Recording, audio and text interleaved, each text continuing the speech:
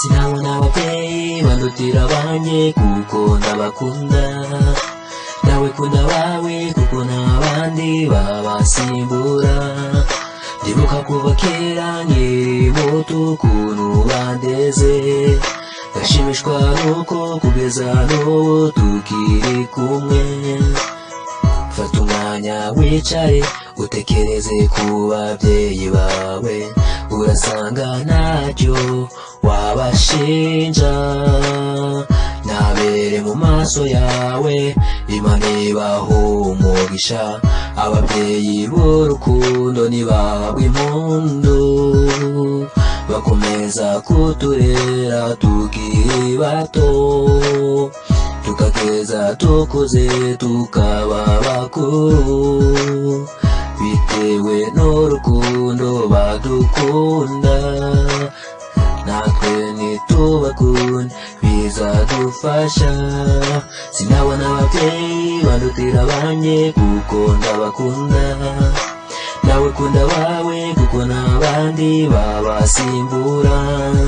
Ndibuka kuva kera nkiri muto ukuntu bandeze, ndashimishwa nuko kugeza n'ubu tukiri kumwe.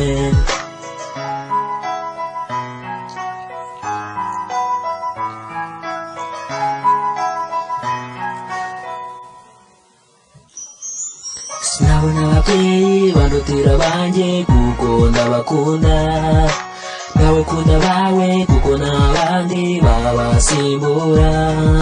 Ndibuka kuva kera nkiri muto ukuntu bandeze, ndashimishwa nuko kugeza n'ubu tukiri kumwe. Yego mwana, urajya ukunda ababyeyi bawe kuko mu buzima bwawe bwose nta bandi bazabasimbura habe na rimwe.